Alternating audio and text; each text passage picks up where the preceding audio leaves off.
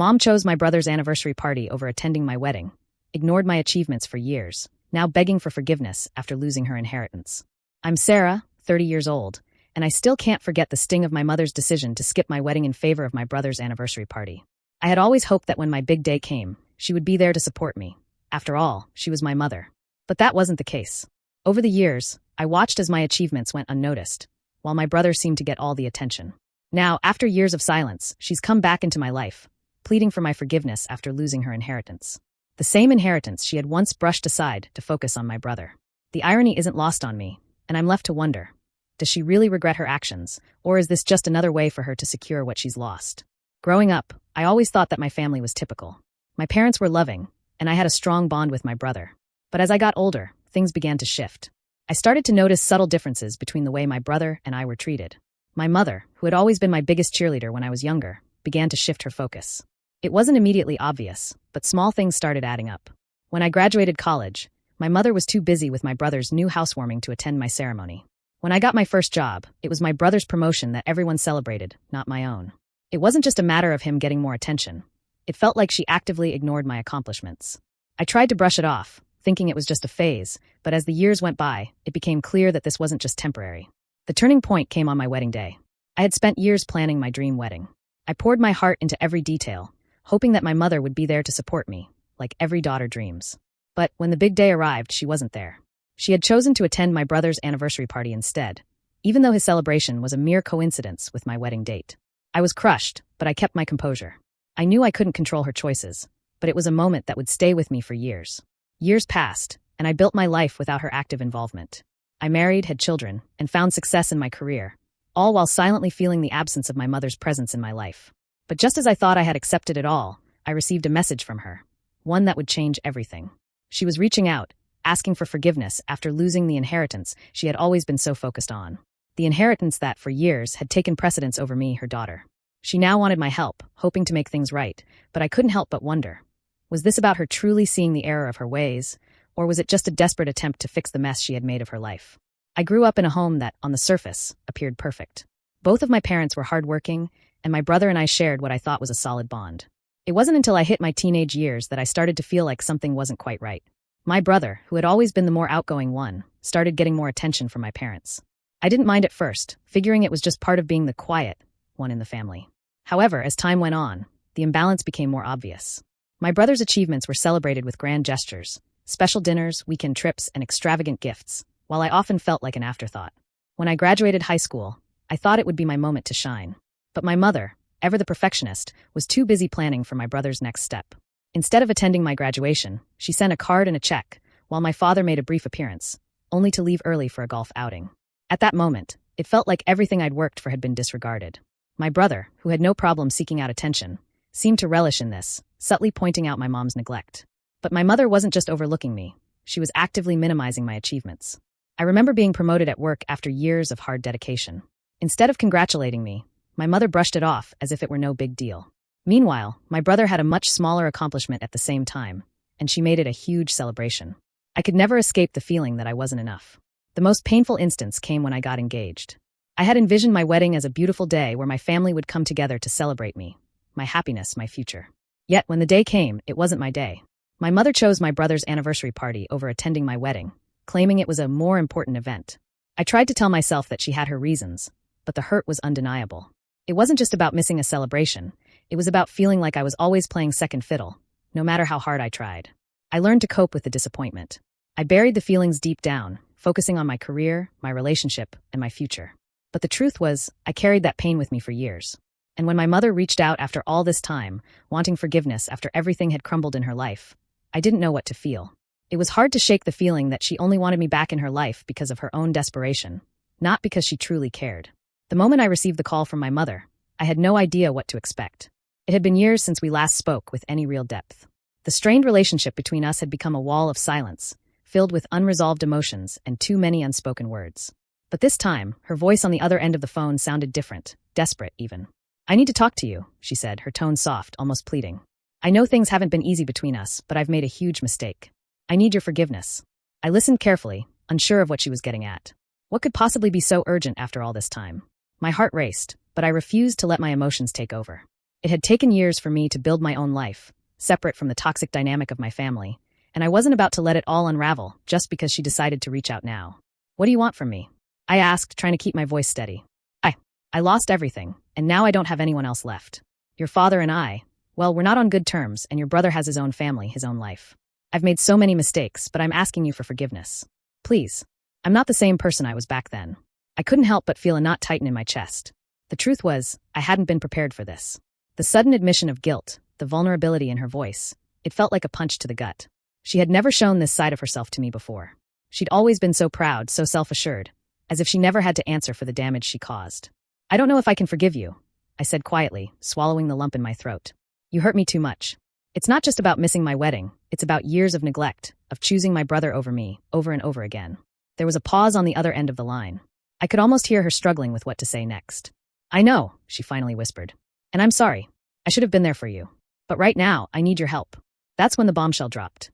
She told me that she had lost the family inheritance, money that my grandparents had left to all of us, a fortune that had been passed down through generations.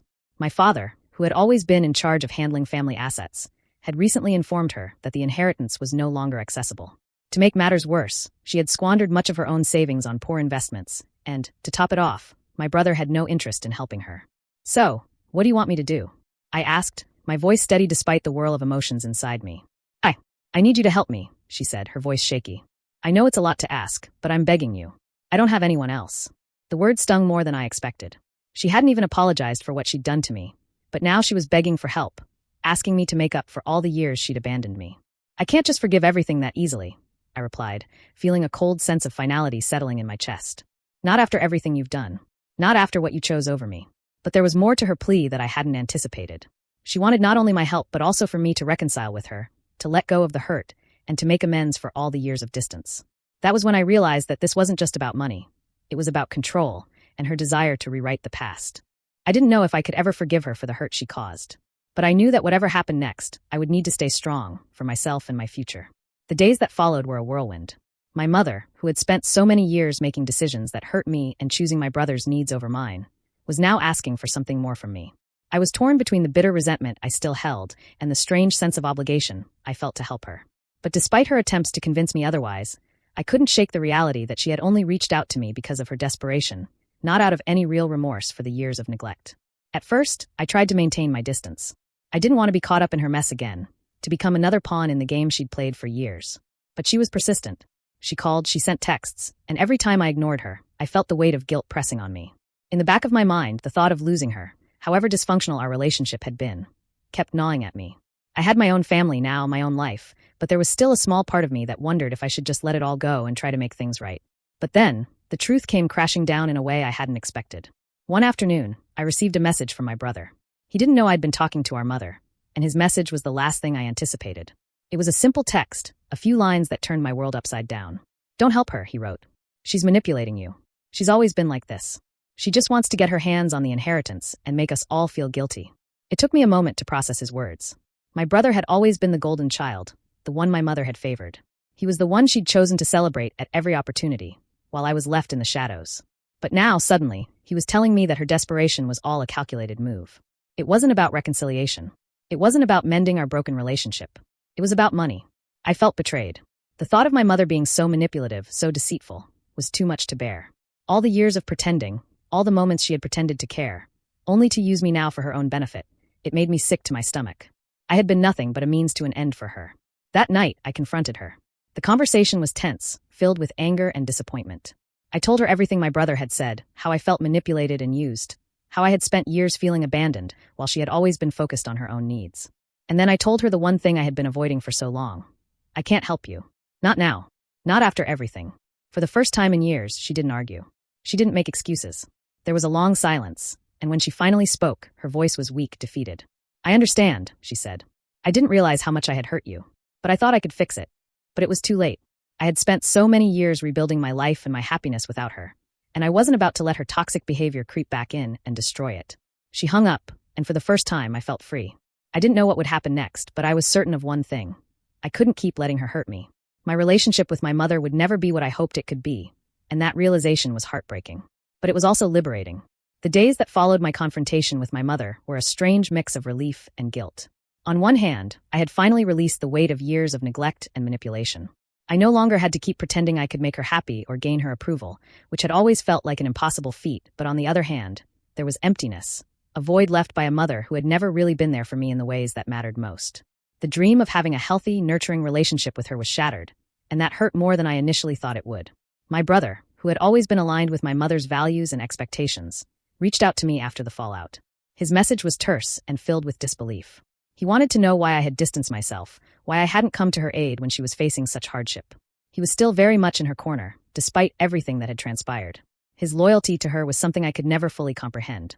But I didn't feel like explaining myself again, not when it had been an ongoing cycle for years. So I chose a simpler route, being direct and firm. I told him, calmly but firmly, that I was done trying to please her. I wasn't going to be her pawn anymore, and I certainly wasn't going to be a part of the toxic cycle she perpetuated. I said that I couldn't keep pretending that everything was okay when it clearly wasn't. That was the truth, and though it might have stung for him to hear it, it was the truth I had lived for so long. My brother didn't understand, of course, but I didn't expect him to. He had always been the golden child in our mother's eyes, the one who could do no wrong, no matter what happened. Meanwhile, I was the one left picking up the pieces when things fell apart.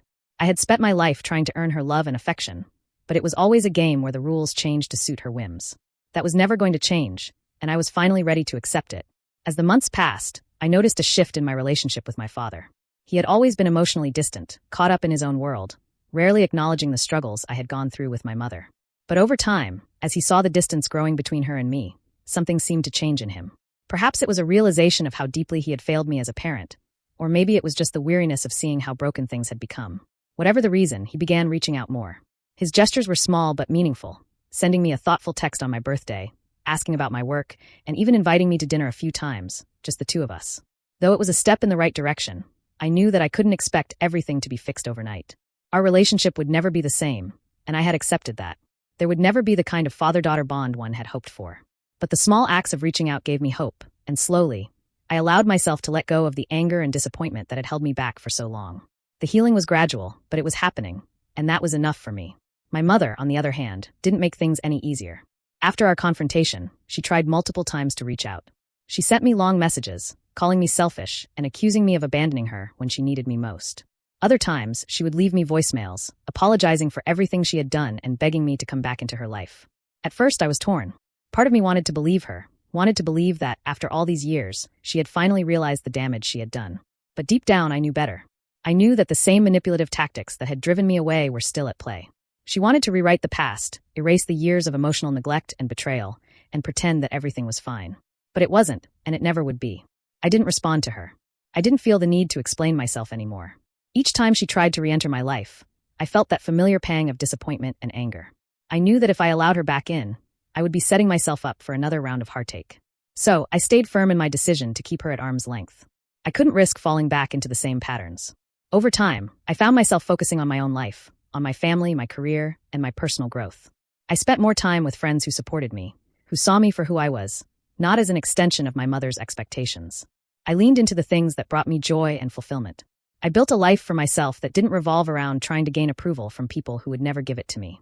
Eventually, I came to terms with the fact that there would be no grand reconciliation with my mother. There would be no tearful apology that healed all wounds. The fantasy of what I thought we could have together, of her finally realizing her mistakes and making things right, dissolved. Instead, I accepted the truth. I couldn't keep chasing after something that wasn't meant to be. It wasn't easy, and it didn't come without pain. But in the end, it was freeing. I realized that my happiness didn't depend on my mother's love or validation. I had the power to create my own peace, to build the life I wanted without her toxic influence. And as I moved forward, I found a deeper sense of self-worth that didn't rely on anyone else's approval. I had broken free from the chains of her manipulation, and though the scars remained, I was healing in my own way, on my own terms. As for the inheritance, I chose not to let it define me anymore. It had caused so much turmoil and heartbreak, but I wasn't going to let it control the narrative of my life. The inheritance wasn't going to be the thing that ruined me. It wasn't the thing that defined my relationship with my mother, and it wasn't the thing that would ultimately define my future. If you enjoyed this story, do not forget to like the video, subscribe to the channel, and hit the bell icon so you never miss an update.